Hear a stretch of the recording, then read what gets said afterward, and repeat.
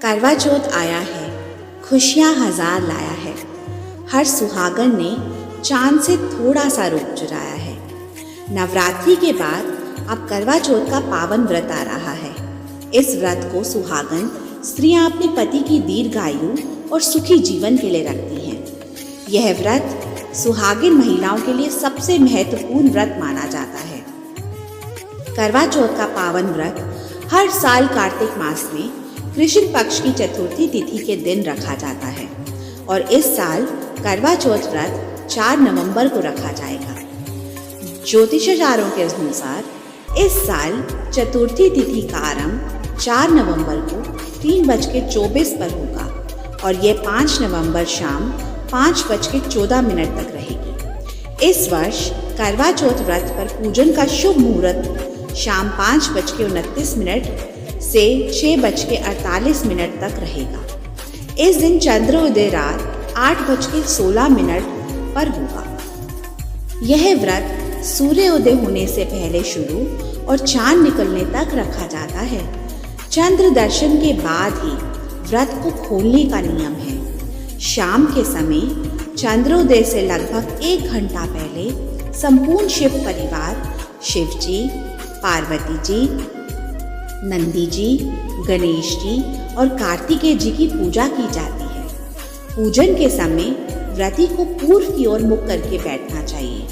इस दिन सुहागिन महिलाओं के द्वारा निर्जला व्रत किया जाता है और चंद्रमा को अर्घ्य देने के बाद पति को छलनी में दीपक रखकर देखा जाता है।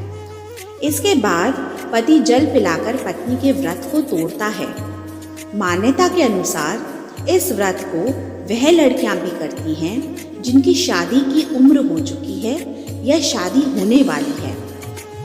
करवा चौथ महज एक व्रत नहीं है, यह पति पत्नी के पावन रिश्ते को अधिक मजबूत करने वाला पर्व भी है। चंद्रमा को आयु, सुख और शांति का कारक माना जाता है और इनकी पूजा से वैवाहिक जीवन सुख में बनता है और पति की आयु भी लंबी होती है।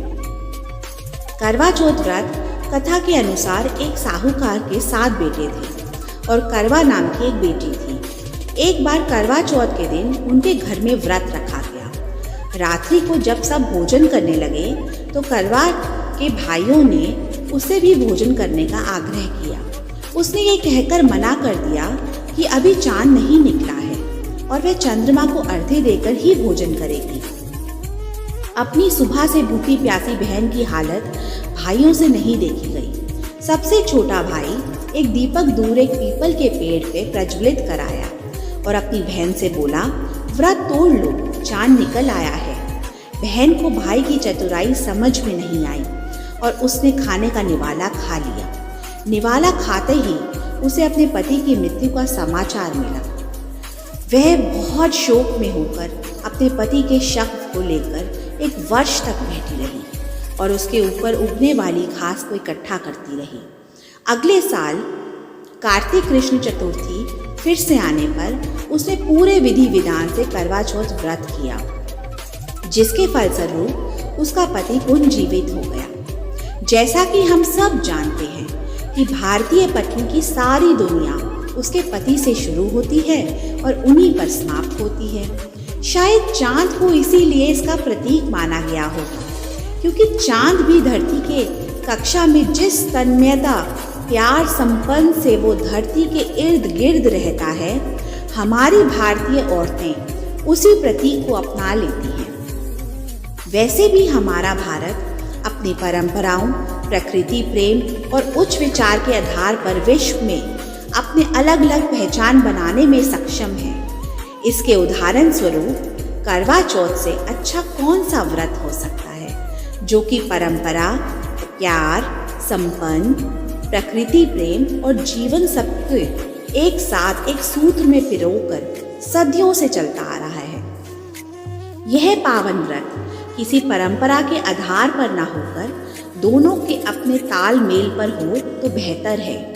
जहाँ पत्नी इस कामना के साथ दिन भर निर्जला रहकर रात को चांद देकर अपने चांद को देखकर जीवन की कामना करती है, वह कामना सच्चे दिल से प्रेम से परिपूर्ण हो, ना कि सिर्फ इसलिए हो कि ऐसी परंपरा है। यह तभी संभव होगा जब दोनों साथी का व्यक्तिगत जीवन परंपरा के आधार पर न जाकर प्रेम के आधार पर हो। शादी सिर्फ एक बंधन ना हो, बल्कि शादी नव जीवन का खुला आकाश हो, जिसमें प्यार का ऐसा वृक्ष लहराए जिसकी जड़ों में परंपरा का दीमक नहीं, प्यार का अमृत बरसता हो, जिसकी तनाव में बंधन का नहीं, प्रेम का आधार हो। जब ऐसे दोनों एक दूसरे के लिए करवा चौथ का व्रत करके चांद से अपने प्यार के लिए आशीर्वाद मांगेंगे, तो चांद ही क्या, पूरी कायनात से उनको वो आशीर्वाद मिलेगा।